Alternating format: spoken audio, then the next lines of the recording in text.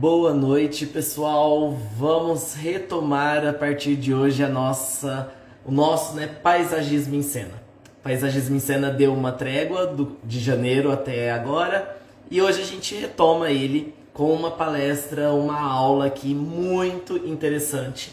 Um tema que eu achei muito à vanguarda, né, do que é hoje do paisagismo, que está começando a ficar a ter uma demanda muito grande no mercado, que é o paisagismo como enriquecimento ambiental. É um paisagismo funcional focado não apenas no ser humano, mas também na fauna. Seja essa fauna geral, né, essa fauna da cidade, ou a fauna como um animal, um pet do cliente, ou então em instituições de conservação e preservação das espécies. E hoje eu vou receber aqui um biólogo, um querido, para a gente poder conversar. Deixa eu chamar ele aqui.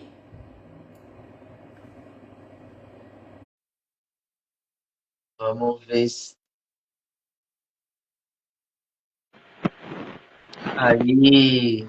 Opa! Boa noite, Marcos. Boa noite, tudo bom? Tá me ouvindo direitinho?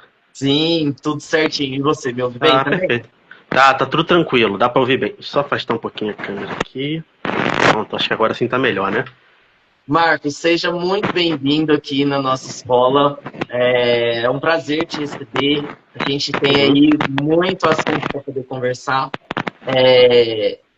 O som tá com um pouquinho de chiado, tá? Tá com um Aí, pouquinho de chiado? Melhorou? Melhorou. Ah, perfeito. É um prazer te receber aqui. Opa, eu que agradeço. E assim, espero que você possa trazer bastante da sua experiência. O Marcos, pessoal, eu vou apresentar ele já. Ele é biólogo, ele tem uma especialidade na biologia em biotecnologia vegetal, onde ele utiliza essa especialidade para trazer um paisagismo mais funcional. E além da especialidade na parte de vegetação, ele também tem muita experiência trabalhando tanto em zoológico, quanto também com animais debilitados no IBAMA em Angra dos Reis. Então a gente está falando aqui com uma pessoa que une vegetação, zoologia, conhecimento de ecologia comportamental de animais e que vai trazer aí uma aula para vocês sobre esse paisagismo funcional, focado então para enriquecimento ambiental. Perfeito. Marcos, então, para a gente começar essa live, eu queria que você comentasse principalmente o que é o enriquecimento ambiental. Porque às vezes a gente fala em enriquecimento ambiental e as pessoas pensam logo apenas assim, numa bolinha, num brinquedinho, em alguma coisa assim. Mas o que é esse enriquecimento ambiental e por que ele é tão importante para o bem-estar dos animais? Perfeito, pessoal. Boa noite a todo mundo. Já tô vendo umas caras conhecidas aqui no chat. Isso é muito bom. Prazer estar aqui com o Murilo, que me convidou, nesse bate-papo bem legal, e falar um pouco sobre essa área pouco explorada, principalmente na parte do paisagismo. Então, nessa parte de enriquecimento ambiental, ele é muito utilizado quando você tem animais, principalmente em locais em recintos, em locais confinados, e assim, o animal ele não pode pegar um celular ali e ficar jogando um joguinho, jogar um Tetris, jogar qualquer outra coisa ali, se divertir. O animal ele tem instintos, então ele precisa extravasar esses instintos de alguma forma. Por exemplo, o cachorro é a bolinha, o gato é aquele negocinho de ratinho, peninha. Então, assim, agora para outros animais, além disso, né, dessa só bolinha, você tem outros padrões comportamentais que você pode explorar, como, por exemplo, o forrageio, que tem muitas espécies que gostam de forragear, como aves, mamíferos, répteis, que vão ali procurando coisinhas no mato. Tem coisas que, por exemplo, pistacídeos, eles adoram destruir coisas. Então você faz um enriquecimento ambiental com base em coisas que eles possam detonar para achar alguma recompensa. Que na natureza acontece muito com as araras, que tem coco ali que ela destrói coco, amêndoas. As amêndoas são bem duras, então elas são adaptadas a isso. Então você pode trabalhar com essa parte de curiosidade, com a parte de movimentação, ou seja, colocar obstáculos, colocar locais em que o animal ele possa extravasar de correr, de andar, de explorar. E isso faz com que o animal ele fique muito mais saudável, porque eu não sei se vocês já repararam quando vocês vão principalmente em zoológicos, você vai ver o animal andando para um lado, para o outro, para um lado, para o outro. Isso é um sinal claro de o quê? Ele precisa de algo a mais ali, ou seja, ele tá meio. Igual quando a gente tá enclausurado dentro de casa, a gente fica andando para um lado e pro outro, abre a geladeira, depois volta pro quarto, depois olha para a sala. Então é basicamente a mesma coisa, mas então o que a gente precisa? A gente tá meio entediado. Então, para o animal é instintivo, tá entendendo? Então ele busca coisas para fazer, porque pô, na natureza ele sempre tá ali, sobrevivência, sobrevivência. Agora ele tá num local que não tem nada para fazer, você começa a ficar completamente entediado. Então, o enriquecimento ambiental ele é fundamental para a saúde física e mental do animal que está em cativeiro, né? Sim, sim. A gente pode chamar de comportamento viciado, talvez, né? Que ele só Isso. tem aquilo ali, fica rodando, rodando, rodando. E esse enriquecimento ambiental, hoje em dia a gente pensa, né? Muita gente fala nas casas de ter animais e tal. Geralmente vem muito enriquecimento ambiental para cachorro e para gato. Uhum. Principalmente, por exemplo, quem tem apartamento para gato tem aquelas ervas de gato que cresce para ele poder brincar. Quem tem casa tem um pouco mais de espaço, pode fazer um playground de cachorros e tal. Mas o enriquecimento ambiental, no ponto em que a gente está hoje, ele está pro paisagismo residencial, ele está além do que os animais domésticos que a gente já conhece, né, Marcos? Não, com Que tipo certeza. de animais que está começando a vir, está começando a aparecer aí e o paisagismo pode ajudar aí nesse enriquecimento? Não, perfeito. E até se você vê, agora em apartamentos estão fazendo literalmente assim quase um playground de gato, que é escalada na parede, com várias coisas assim, igual tem um programa que é Guerreiro Ninja Americano, que é um pessoal que fica pulando, vai para um lado, vai para o outro. Tá igualzinho, os gatos ficam lá. Então, assim, é uma saúde muito boa para os gatos, até em ambiente. Mas tem que planejar, óbvio, né? Com design exteriores, com a parte ali. Aí, no caso, vamos expandir um pouco isso para jardins. Você percebe que há um aumento muito grande de animais em casa. Então, quando aconteceu a pandemia, principalmente, as pessoas precisavam de carinho, de um companheiro ali para poder ter atenção, para algo para você distrair a mente. E os animais, principalmente cachorros, gatos, assim, já temos, né? Mas aqui no Brasil já está começando a expandir mais esses olhares para répteis, anfíbios, peixes. Peixes já tem até que bastante, mas já está aumentando ainda mais, principalmente agora com a implantação de piscinas naturais. Então, aves de grande porte exótico. Agora as pessoas emu, galinhas. Então, nossa, dos tempos para cá, o que eu vejo do pessoal criando galinhas diferentes, galinhas exóticas, para não para consumo, mas para como pets, de pegar, segurar, andar com coleira na rua com a galinha. Então, assim, você percebe que há um aumento desses animais exóticos. E, consequentemente, você precisa dar uma vida saudável para esses animais em casa. Então, assim, não adianta você ter um bicho e esse bicho sofrer dentro da sua casa, entendeu? Porque ele não é uma joia, não é um objeto de decoração. É um ser vivo que precisa de atenções necessárias e cuidados especiais.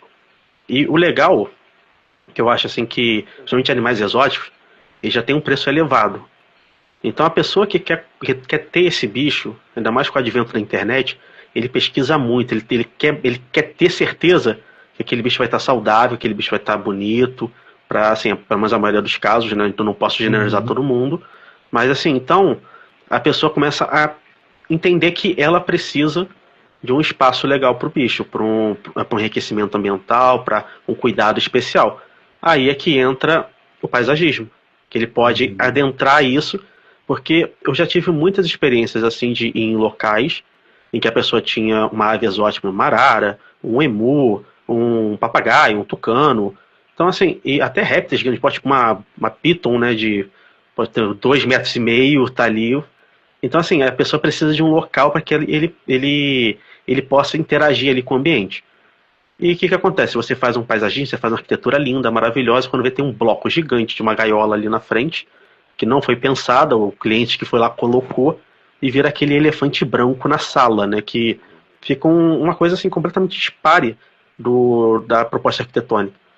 Aí se você pensar com os neurônios e falar, poxa, e se a gente conseguisse integrar isso, a arquitetura, ao paisagismo, e além disso você conseguir trazer um paisagismo funcional para os clientes e para os outros integrantes da família que são os animais. Essa que seria uma proposta interessante para o paisagismo para esses tipos de animais.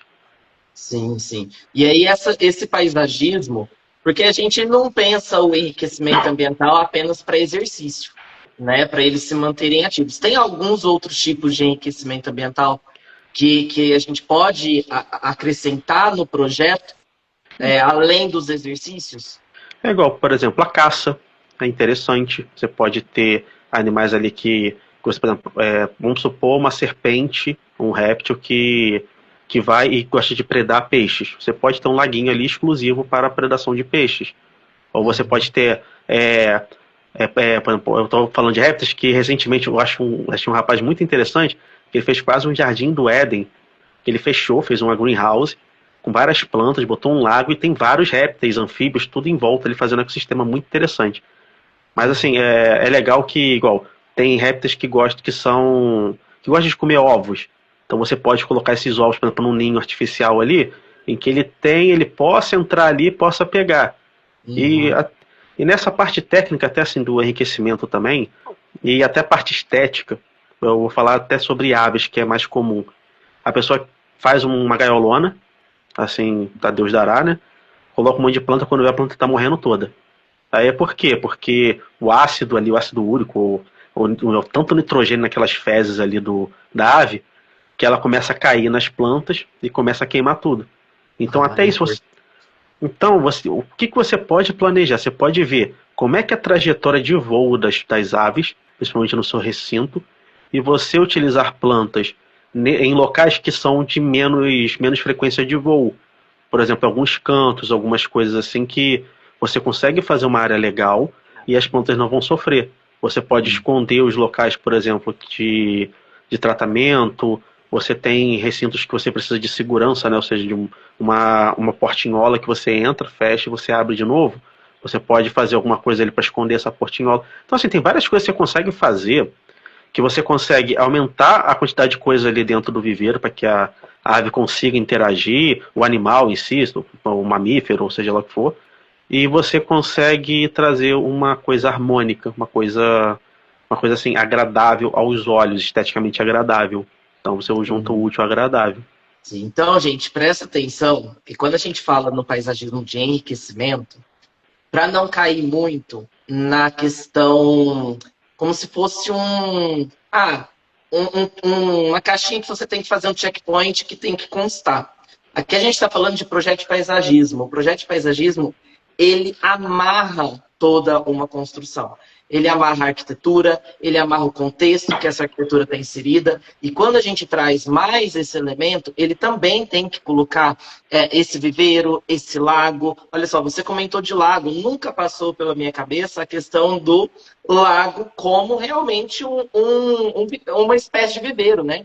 Lagos, aquários, a gente tem ali como se fosse um viveiro mesmo de criação de animais. E quando a gente pensa em lago, para além dos peixes, hoje a gente tem lagos com arraias, a gente tem lagos com jabutis, a gente tem lagos de água salgada com uma infinidade de invertebrados junto com os peixes.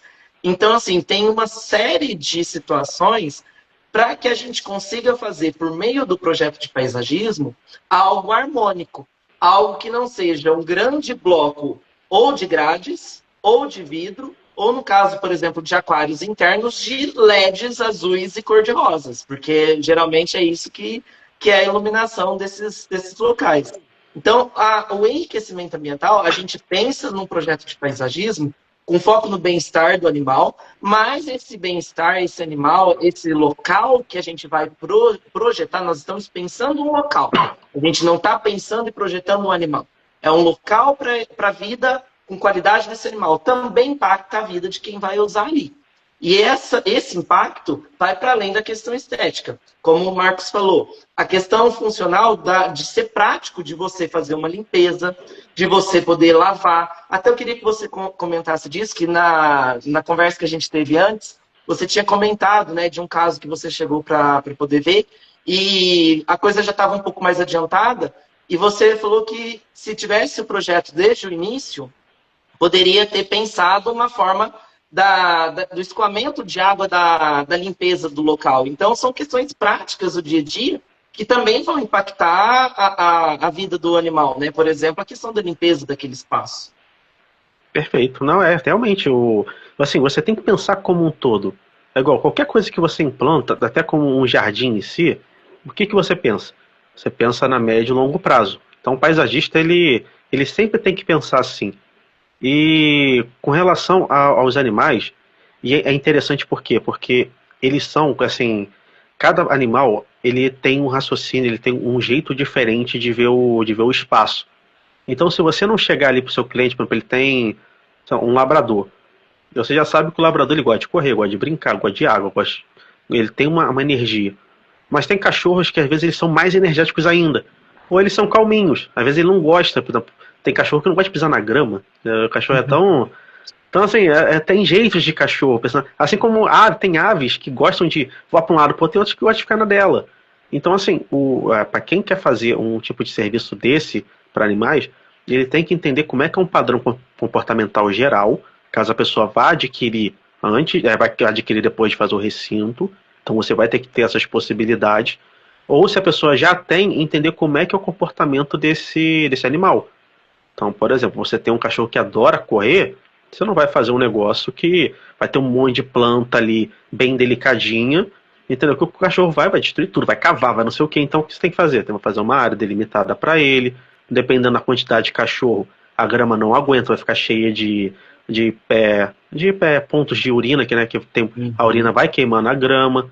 Então, assim. Buchinho, você não vai trabalhar nem. Eu estou usando o buchinho porque é o exemplo clássico, né? Não, A gente chegar na casa do cliente e o buchinho tá queimado. Não, é engraçado que ele fica só a metade queimado. Quando vê o cachorro o cachorro tem a rotina certinho de mijar naquele pontinho ali. Aí tá todo queimado, você sabe que é por causa do cachorro. Então, assim, então são coisas que você tem que falar. Aonde esse cachorro vai ter acesso? Como ele vai ter? Então, assim, ele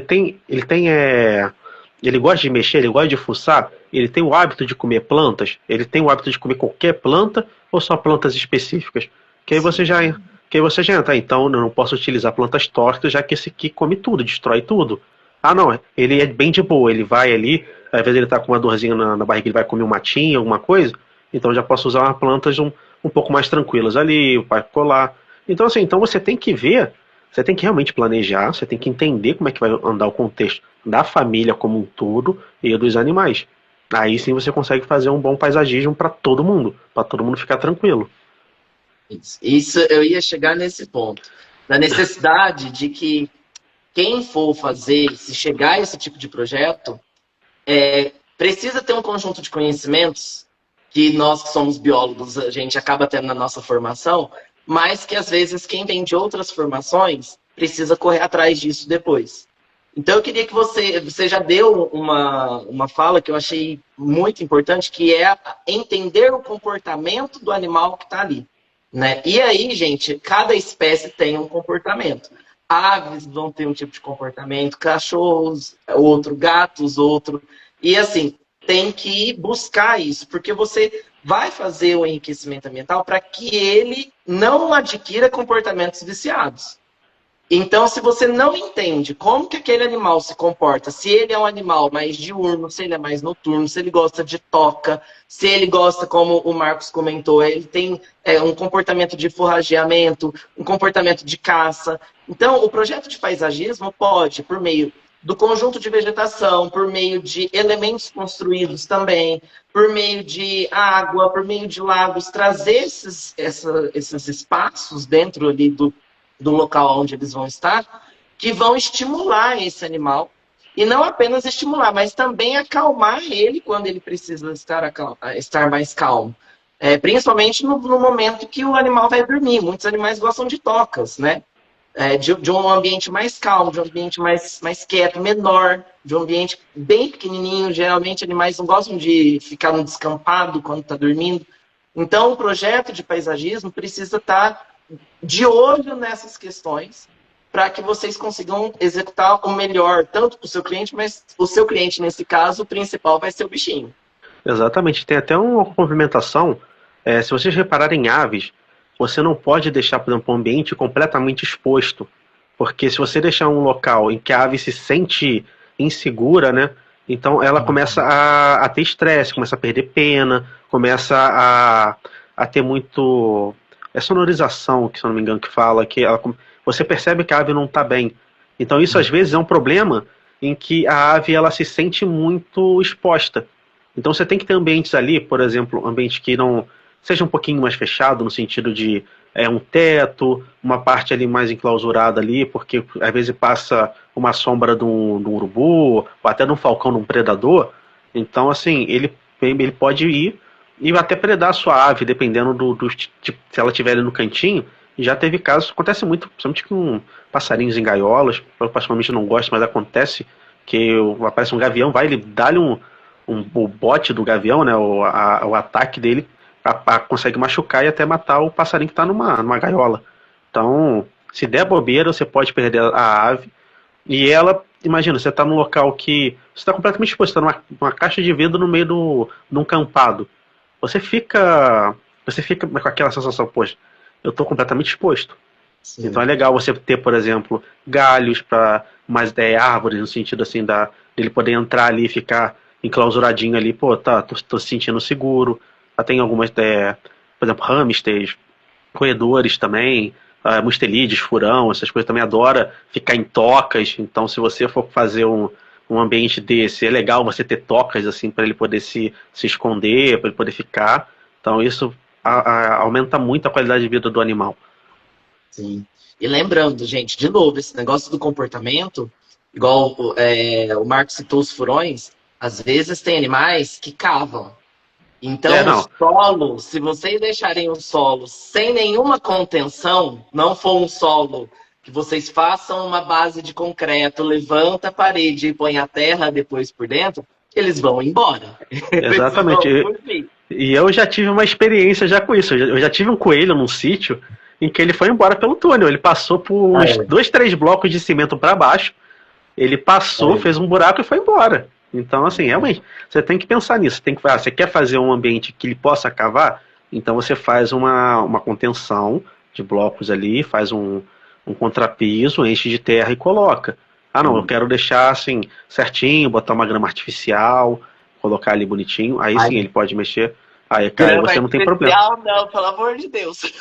Quer que eu falo no sentido, às vezes a pessoa faz uma casinha ali, mais sombreada, não vai conseguir colocar planta. Verdade. Então, melhor às vezes colocar um negócio ali pra ficar mas assim, uma grama de respeito, né? Não essas aí. Põe barba de serpente. Vamos trabalhar com barba de serpente. Pode ser barba de serpente. Aí é melhor você fazer isso e você ter a certeza de que o animal não vai ter problema de sair e se mandar. Sim, sim. Então, gente, percebe uma coisa? Não é um negócio que vem no final. Tá vendo como que é importante o paisagismo entrar no início? Toda live eu trago isso aqui, eu reforço, porque se o seu cliente está construindo, e aqui vai especialmente para os arquitetos que estão assistindo essa live, que pode ter, geralmente esses desejos já vêm logo no briefing dos arquitetos. Então, se você não domina isso, não é algo que você entenda, chame um paisagista, chame um profissional, chame um biólogo. Às vezes o paisagista não tem o domínio, chame um biólogo, para poder desenvolver isso. Qual é o tamanho dessa área? Porque a gente está falando de espaço. Para depois, vocês não separar um cantinho mais escondido do lugar, ou às vezes um jardim que é um pátio, que bate muito sol e que às vezes não tem como a gente fazer um sombreamento adequado com palmeiras ou com árvores, porque não tem tamanho adequado para fazer isso. E aí coloca vidro e coloca esses bichos dentro dessa estufa. Às vezes, depois, não tem espaço de área livre e tem que ficar com um monte de gaiola. E, assim, a gente está falando aqui gaiola, pensando em um viveiro já considerado no seu tamanho ideal. Eu nem passo na suposição de ter uma gaiola desse tamanho. Não é, ali não tem nem aquecimento ambiental, ali chega a ser crime ambiental. Então, precisa ter esse tino de entender o perfil do cliente. Se ele não tem esses animais, ele tem a intenção de ter animais maiores, ou não, ou cachorro, ou gato, ele tem a intenção de ter bicho, para que no projeto arquitetônico já se estude o espaço adequado para ter.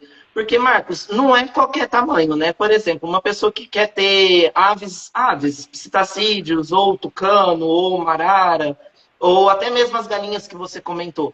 Não é qualquer tamanho de viveiro que suporta, não é? Exatamente, não é qualquer viveiro e não é qualquer ambiente. entendeu? Tem aves que gostam de ficar ali bem na terra, bem tranquilo. Tem aves que mal chegam perto da terra. Então, assim, qual o tipo de ave você vai fazer? E é interessante também, você trabalha em casa, por exemplo. Então, assim, se você trabalha em casa, até que ponto você vai conseguir, aonde esse viveiro vai ficar para a própria sonoridade das aves, os cantos, a gritaria, porque pistacídeo grita, e grita com força. Um bichinho pequenininho, eu falo pelo meu aqui, o meu deve estar aqui uns 7, 8 metros, quando ele começa ninguém para, entendeu? Você consegue ouvir lá no começo da rua.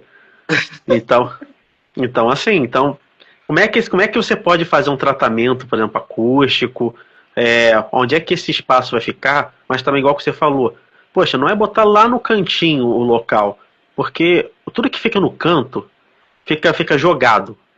Então, assim, poxa, o animal é parte da família. Então ele tem que estar num local, uma disposição legal para que você sempre ande ali. Você está aproveitando o seu jardim, você está aproveitando o seu espaço externo, você está conseguindo ver ele, você está conseguindo aproveitar, interagir, porque ele vai fazer parte do ambiente também. Então, assim, não adianta você pegar, você como arquiteto, fiz uma casa linda, maravilhosa, mas você vê que mas o seu cliente agora tem 4 araras, entendeu? 15 calopsitas, ringneck, tudo de um monte de pássaros, e fala, bota lá no cantinho, bota lá no espaço mais longe possível, para não aparecer a vista. Galhos, né? Geralmente bota um galho assim e o outro assim. Aí você enfia um monte de maranta charuto na frente, em volta, para não aparecer, para não contradizer com a arquitetura, e acabou. Aí o bicho fica lá escondido, fica jogado. Aí o cliente vai, fica uns 3, 4 dias sem olhar lá o bicho, porque você não vai, você até vai, não sei o que, quando você tem um carinho, mas tem vezes que você está na correria, você acaba até esquecendo. Agora, se você olha ali, você sempre passa, você sempre está olhando, você sempre está monitorando, entendeu? E ave, principalmente, a ave, quando está doente, quando ela demonstra que está doente, você tem que correr pro veterinário. Então, assim, porque ela, pelo próprio instinto dela, ela não pode demonstrar fraqueza. Então, se a ave começou a emplumar, começou a ficar muito caidinha, ela ficar muito no cantinho, significa que ela já está muito ruim. Então, você tem que levar imediatamente. Aí, imagina, você vai estar na correria, você não pegou. Todo dia você passa, por exemplo, para ver a ave, tá tudo bonitinho. Agora, se ela tá lá no canto, você fala, não, amanhã eu vejo. Quando você vê, tá lá, dura no chão, você fala, perdi meu animalzinho. Entendeu? Por quê? Porque eu não tô vendo. Não adianta achar que isso não acontece, né? Isso não, acontece. Não adianta. Acontece. Gente, eu falo de... Desculpa, pode falar, pode ir. Não, eu falo de ave que é muito rápido. Na hora que ela tá assim, se você não levar imediatamente, ela bate as botas. O cachorro você ainda consegue ver, que ele fica uns dias mais ave, ela tem um negócio de sobreviver, ela tá maravilhosamente bem. Ela começou a ficar ruim depois de passar horas, às vezes a bicha já morre. Sim. Então, assim, que o senso de sobrevivência dela é muito complicado com relação a isso, pra gente entender se ela tá doente ou não. Sim. Entendeu? Então tem que tomar muito cuidado. Essa parte do paisagismo interno desse viveiro, não tem como a gente passar aqui uma regra única, porque, de novo, cada animal tem o seu comportamento, tem a sua necessidade. Vai ter animal, como o Marcos falou, que não chega perto do solo. Tem outro animal que vai precisar do solo, vai precisar cavar, vai ter outro que vai precisar de água. Mas, assim, numa diretriz, lembrem-se que o jardim também é vivo. Então, se a gente tem psitacídeos e a gente vai trabalhar com algumas folhagens, pode ser que eles vão picotar essas folhagens. Se não tiver algo que eles vão cortar, que chame mais atenção, eles vão picotar, né? Pode ser que seja alguma planta que seja tóxica para esses animais, que tem um fruto que pode ser tóxico para esses animais. Por exemplo, lantana, o fruto da lantana é tóxico para um monte de animal. E a lantana é uma planta nativa. A cica também? A cica também. A cica é uma planta extremamente tóxica, com o cone dela, com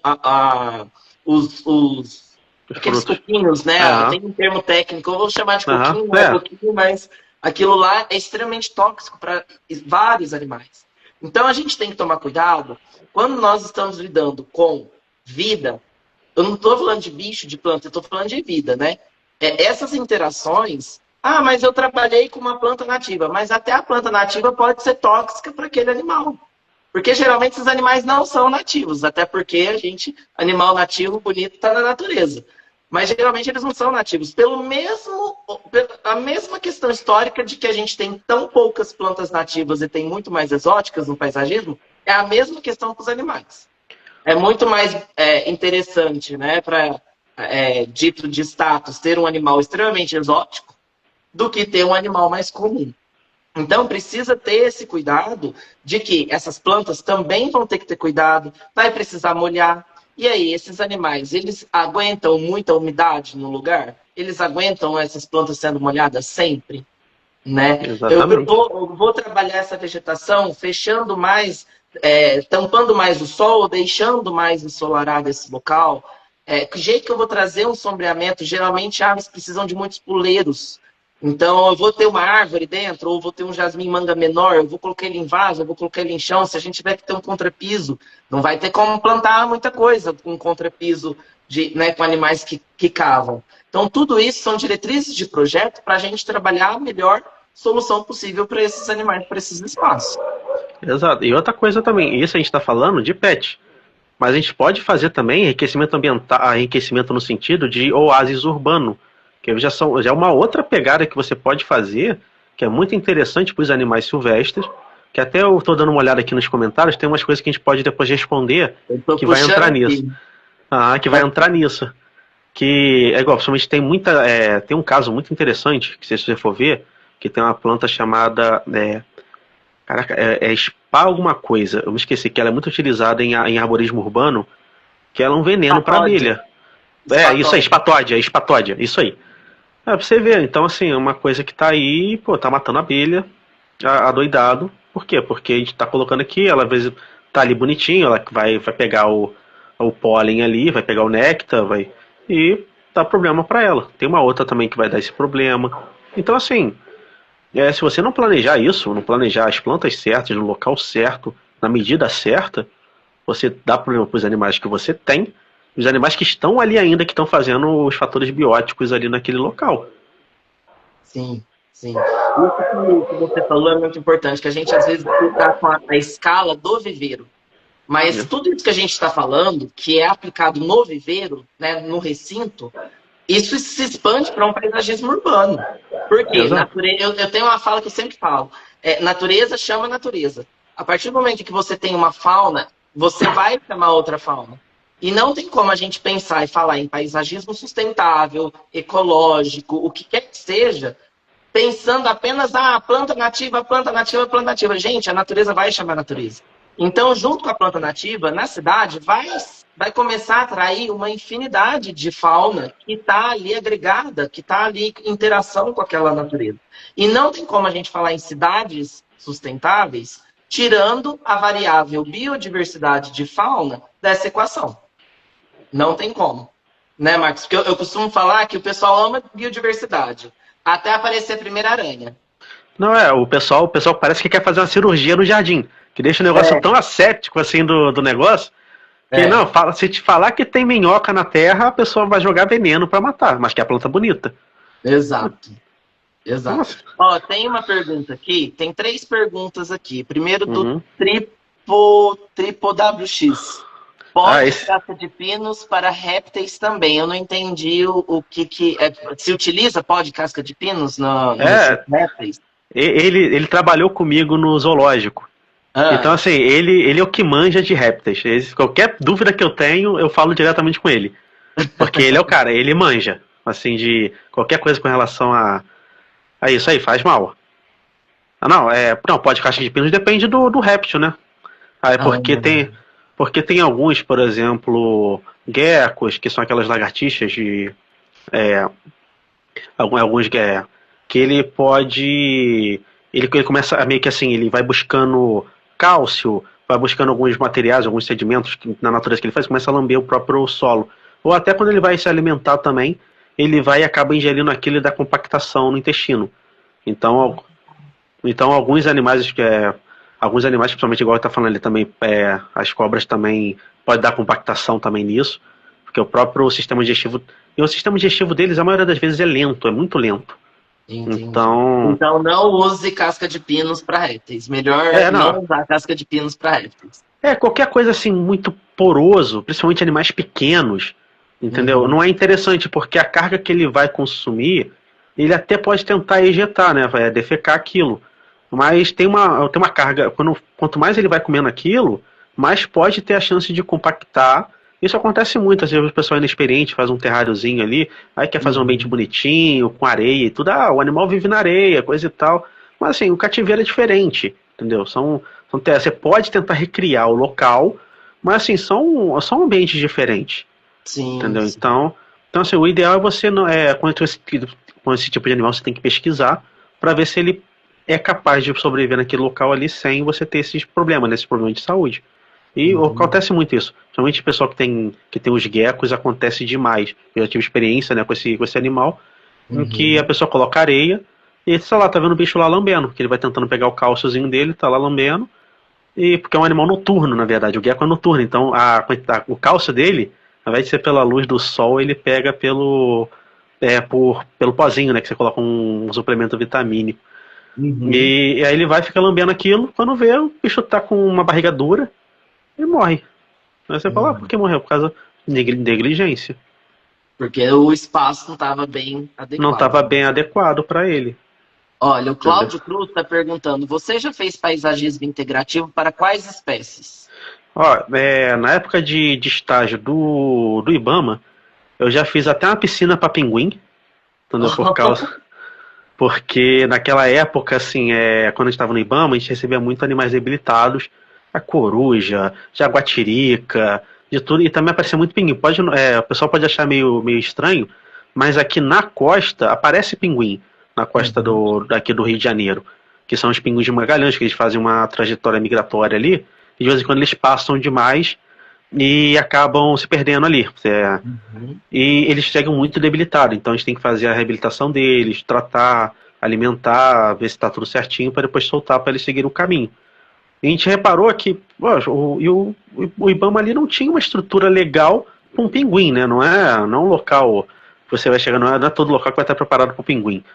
Então, mas o que a gente fez? Para tentar fazer com que ele se sentisse melhor, um enriquecimento ambiental, a gente fez uma piscininha ali para ele acho que era 5, 6 mil litros ali.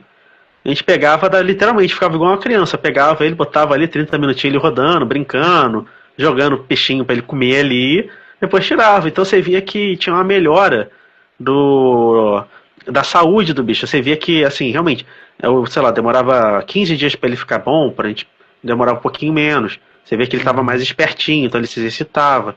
Então, assim, você percebe que são essas coisinhas que você vai pensando e você vai melhorando a qualidade de vida do animal. Aí teve um até que eu fiz com o próprio Cláudio também, que a gente fez um trabalho bem legal em que a gente já tinha o viveiro, então a gente meio que deu além de adaptar o sistema ali para poder esconder, né, que o paisagismo também uma excelente função do paisagismo é esconder o que a gente não quer que seja visto. Então a gente conseguiu fazer um sistema que o dejeto caísse direto no ralo, meio que era oculto por planta, e aonde que tinha esse desnível, a gente conseguiu colocar plantas para que tampasse, que fica feio, né? As fezes principalmente da ave, fica aquele troço branco, fica assim um negócio. Então a gente conseguiu fazer justamente um ambiente ali que ficava escondidinho. E junto a isso, a gente fez um complemento, além do manual de implantação, a gente fez um manual de enriquecimento para os animais dela. Eu fiz questão de fazer ali para mostrar o que a gente poderia fazer, o que poderia ser colocado no recinto, como é que poderia ser feito, frequência. Então, assim, tudo bonitinho para quê? Para que aqueles animais também pudessem aproveitar. Infelizmente, como o viveiro já estava pronto, a gente só pôde fazer as coisas em torno. Mas tinha muita coisa que eu gostaria de melhorar ali, que ia ficar muito legal, muito bacana, mas infelizmente já está pronto. O que a gente pode fazer? Esse é o problema, e eu acho que é um dos maiores desafios quando a gente fala nesse tipo de paisagismo funcional é ele ser pós, né? E na verdade ele tem que ter muito pré, ele tem que ser o início de tudo. Não, tem que Às ser vezes, Murilo, mas o meu cliente ele decidiu comprar um animal, ter um animal lá na frente. Ok, tudo bem, isso pode acontecer. Isso acontece. Mas chama o profissional adequado para pensar isso. Não faz algo, gasta o dinheiro. Às vezes faz... Bom, às vezes não. Na maior parte das vezes faz subdimensionado. e depois a gente tem que fazer um milagre, porque aí chama o paisagista para tentar fazer milagre. A gente é muito bom, mas nós ainda não somos canonizados pela igreja. Nós ainda não Não. chegamos no nível de ser santo milagreiro. Não, e a cada milagre que querem que faça. Nossa, que eu vejo tanta coisa assim, igual Ravenala perto de muro, perto de lago, entendeu? Umas palmeiras. O que eu já vi, eu quase tive um troço quando eu vi um cara fazendo um lago, ele mesmo fazendo, assim, ele pegou conhecimento, mas assim, do lado de uma palmeira colonial. Tava com o quê? Tava com acho que 1,5 m a palmeira. Aí tu fala, cara, vai dar problema, entendeu? Vai crescer. Não, vai destruir tudo, entendeu? E aí você fala, tem que tomar cuidado, tem que fazer. Por isso que é legal você ter uma equipe especializada, entendeu? Te acompanhando ali, falando profissionalmente. E Sim. caso você, eu não quero que uma empresa faça, pede uma consultoria, entendeu? Eu faço tanta consultoria para vezes para a pessoa fala assim, eu quero fazer, entendeu? Mas sei lá, eu não quero investir. Eu acho que é um investimento para você fazer um projeto. Eu apoio completamente para você fazer, para você não ter dor de cabeça, deixa a gente ter dor de cabeça, entendeu? Então você só aproveita, entendeu? Mas sim, se você não quer, se você acha que isso não é investimento, conversa com a gente, fala assim, pô, tem como pegar 3 dias de consultoria comigo para eu entender como é que pode funcionar? A gente te explica. Eu como profissional, eu quero te ajudar a você fazer o melhor com que você tem para tanto animais e pessoas ali da sua convivência. Exatamente. Então, exato. Sabe? E isso, gente, já vai percebendo também que essa fala do Marcos é muito interessante, porque também dá uma perspectiva de mercado. Como? Porque parece um nicho tão restrito, parece uma especialização, né, tão restrita, mas que te abre, existe esse nicho, pouca gente conhece, e você consegue diversas metodologias para poder trabalhar, só que tem que estudar para isso. Não é uma coisa que vai sair da cabeça. Se você não entende, então você contrata uma pessoa capacitada. Que não, como o Marcos falou, que não seja pelo projeto, que seja pela consultoria. Porque depois você vai perder o seu animal, você vai perder dinheiro, você vai perder o seu espaço.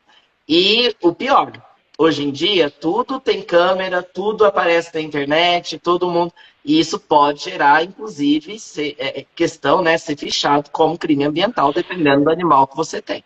Não, e assim, um dos serviços que eu mais faço é prestar consultoria para outros paisagistas. Entendeu? Então, assim, eu faço muita consultoria para eles. Às vezes tem dúvida em alguma coisa bem específica, eu consigo conversar ali num bate-papo, a pessoa consegue entender que ela já tem umas diretrizes ali, mas ela consegue entender como é que vai funcionar e fazer aquela de acordo com uma forma mais eficiente. Entendeu? Então, assim, principalmente lagos, cascatas, às vezes a pessoa não entende muito. Então, assim, numa conversa você consegue. E, assim, falando de marketing, quando você faz um bom serviço, o seu cliente vai falar para 1 ou 2 no máximo. Agora, se você faz cagada, pode ter certeza que ela vai tentar falar para o máximo de gente possível, que ela vai fazer questão de falar mal de você. Não, nossa, já promove a publicação no Instagram para poder falar mal de você. Uhum. Então tem que ter esse cuidado. Tem que ter. Tem uma pergunta aqui que deixa eu ver se eu perdi aqui, mas peraí que eu já acho. Que é sobre os micos, que é um problema. Aqui achei a Débora. Perguntando como que faz com os micos. Vem muito mico e ultimamente eu acho que o corretor corrigiu, vem a Rase Maritacas. Mas a questão dos micos é um grande problema, né, Marcos? Aqui, pelo menos em Bauru, tem muito cajuíno que não é daqui e que, assim, causou e causa um desequilíbrio ecológico muito grande das aves aqui nativas. Além disso, questão de todo mundo achar que eles são fofinhos, vai lá, vai dar comida, e isso passa herpes para eles também podem morder, tem a questão da raiva. Você tem alguma orientação com relação aos micos que pode auxiliar nessa gestão, vamos dizer assim, dessa praga? Perfeito. Então, assim, animais, eles têm eles são muito rotineiros. Então, assim, e principalmente animais urbanos, qualquer biólogo vai falar para você, não tem interação. Não tem uma interação, assim, física, né? Ou seja, dar comida, interagir fisicamente. Observar é super legal, super bacana. Mas você tem que entender que, assim, principalmente que se esses bichos estão aparecendo aí, tem algum motivo. Eles não vão num local em que não tenha ou comida ou abrigo, ou segurança para eles. Então, assim, você pode estar dando comida, por exemplo, para eles. Assim, é super bonitinho você vê eles comendo, tá? Passarinho comendo. Mas vocês têm que entender que isso você está condicionando o comportamento, uma domesticação desses animais. E futuramente, tá, ele tá vendo que tem um ser humano toda hora dando comida. Aí quando pega um outro ser humano ali que não tem uma índole legal, vai pegar ele ali, vai matar, vai maltratar. Por quê? Porque ele já está condicionado a isso. Entendeu? Aves acontecem bastante isso, e principalmente os micos. E como você falou, o mico, o mico que eu falo assim, propriamente saguis, essas coisas assim, os macacos, os primatas, eles podem te passar raiva, pode passar herpes, pode passar um monte de negócio. E assim, a raiva, o bicho tá ali, do nada ele pode te morder. E raiva, assim, a raiva é uma coisa que, se você não tomar muito cuidado, não tem.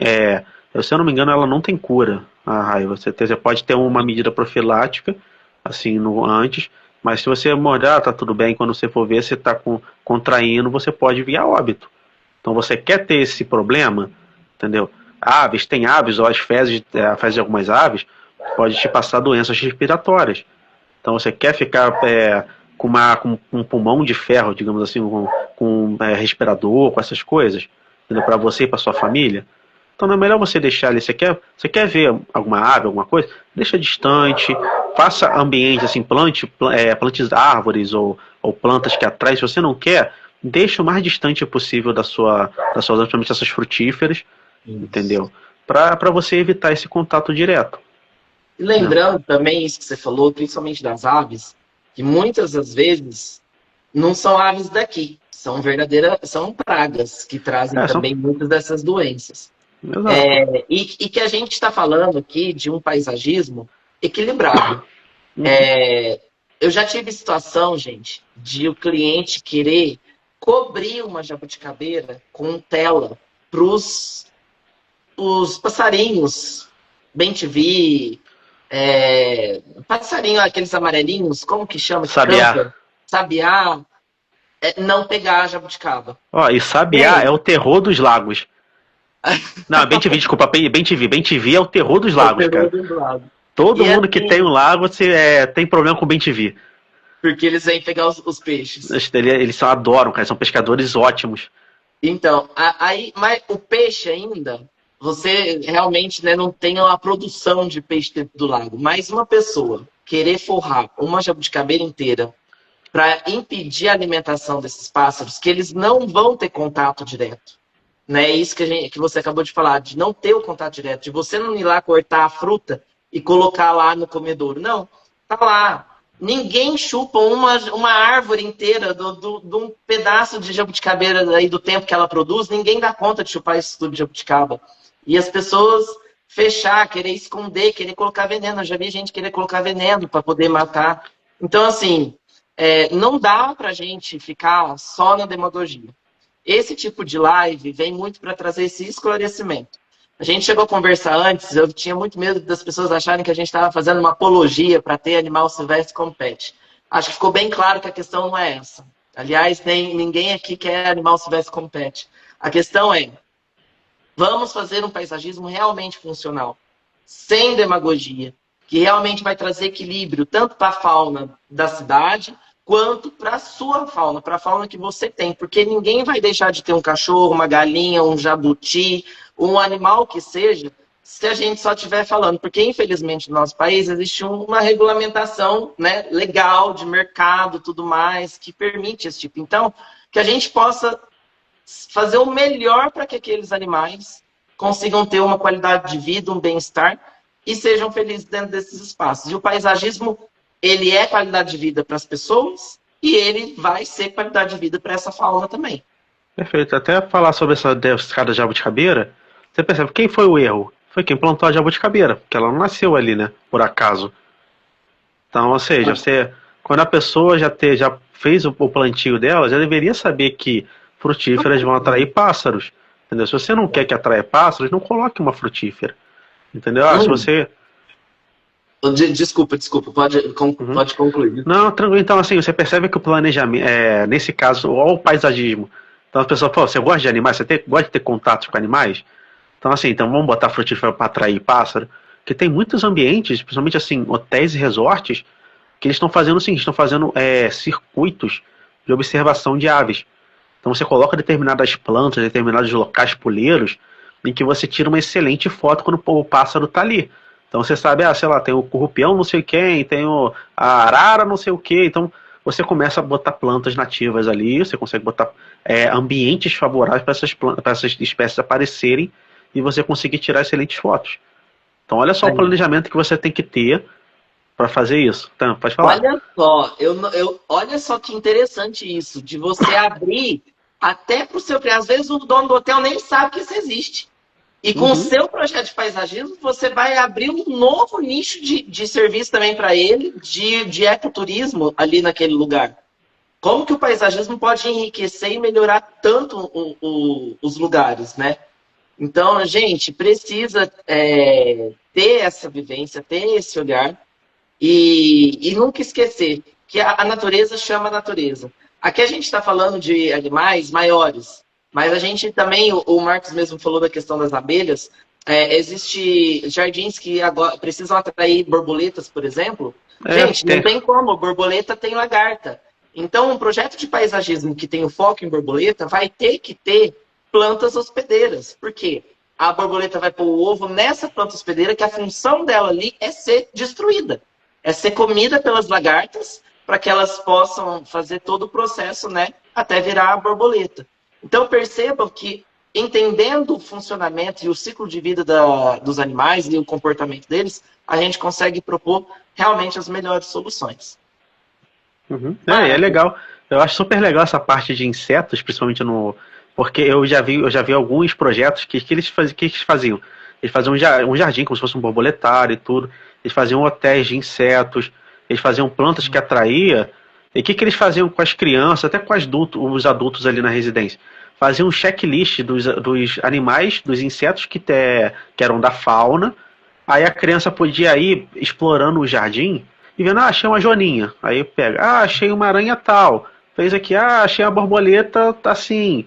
Então olha só que legal, você traz essa parte dos animais, ou seja, é um jardim vivo, né? Você tem as plantas, você tem os animais e você ainda consegue induzir a educação para a pessoa entender que aqueles insetos não é você tacar termitrinha ali, você acabar matar todo mundo, não. Aquilo ali tem um papel naquele local, entendeu? Com certeza. Com certeza, né? E isso a gente nem vai dar tempo, na verdade, de Não, entrar isso aí é outro vídeo. Zoológico, instituição de conservação, que é um outro mundo, um paisagismo de uma outra escala. Precisa, porque são equipes multidisciplinares, realmente o paisagista vai estar junto ali com biólogos, veterinários, né? É um outro universo de enriquecimento ambiental. Exatamente. Né? Marcos, a gente tá faltando só 5 minutos. Eu queria perfeito. deixar para você finalizar, para você falar mais alguma coisa, falar sobre o seu canal. O Marcos tem um canal no YouTube também, então, pessoal, sigam ele aqui no Instagram, sigam ele lá no canal do YouTube, que mais para frente também eu vou aparecer por lá para a gente falar de Com jardins certeza. verticais. Vamos sim. Então, pessoal, é um prazer estar todo mundo aqui. Espero que eu consiga abrir a mente de vocês com essa parte de animais. Entender que, assim, que animais, eles sempre estavam acompanhados ali pelos seres humanos. Então, você pode não gostar, assim, às vezes tem animais realmente que estão ali, não é legal estar ali com o ser humano, é legal ele estar na natureza, mas as pessoas vão estar ali com ele. Então, vamos trazer o melhor para eles, trazer a melhor opção, trazer a melhor ambientação, trazer o melhor enriquecimento, a melhor saúde e qualidade de vida para esse bichinho. E a gente consegue muito bem atrelar isso com um paisagismo interessante, uma coisa bonita, não ficar aquele negócio discordante. Então podemos fazer isso. Se precisar de ajuda, tá aí o Murilo, tá aí meus contatos também, entendeu? Eu tô à disposição para ajudar, para crescer e expandir a mente de vocês para esse tipo de vertente dessa área de paisagismo, que é muito legal. Aí eu também tô com um canal no YouTube, Ultimamente eu tô um pouco afastado dele porque eu tive algumas crises respiratórias, mas eu tô pretendendo voltar, fazer coisas bem interessantes. Estou falando sobre IA lá, tô falando sobre coisas completamente diferentes, tentando dar uma compilada para poder ajudar vocês além dessa parte de animais. Então segue lá, Paisagismo Estratégico, no nosso canal do YouTube lá. E o Murilo também está convidado para poder fazer depois uma participação legal lá pra gente. Tá bom? Vou falar sobre jardins verticais. Perfeito. Adoraria para complementar lá, falar bastante, que é uma coisa que a gente está até conversando, as pessoas precisam saber. O assunto está muito em alta, mas muita gente não sabe fazer esse tipo de serviço. E pela mesma forma, gente, do que eu sempre falo do jardim vertical. Jardim vertical não é só parede com planta, viveiros, recintos. Não é apenas um espaço fechado com bicho, com 2 galhos ou 2 vasinhos de planta. Esse paisagismo ele precisa ser funcional, ele precisa valorizar o espaço para o animal, juntamente com o espaço humano, e ele precisa também trazer essa percepção de funcionalidade do cuidado ao longo do dia. Como que a água desse animal vai chegar, como que o espaço dele vai ficar de toca, de proteção, de limpeza daquele lugar. Então, eu espero que vocês tenham gostado da nossa live. Foi um prazer te receber, Marcos. Muito obrigado. Muito obrigado. Eu adorei o nosso papo. Acho que foi muito esclarecedor e eu tenho certeza que muita gente, a cabeça vai abrir, vai ficar gravado aqui, vai ficar no feed e também vai para o canal no YouTube da escola e vai para o site da escola. Então, essa live vai ficar disponível para muita gente poder assistir depois. Poxa, que bom. Tá certo? Muito obrigado, Marcos, e até a próxima. Eu que agradeço. Boa noite, pessoal. Boa noite, Murilo. Tchau, tchau. Tchau, tchau. Tchau, tchau.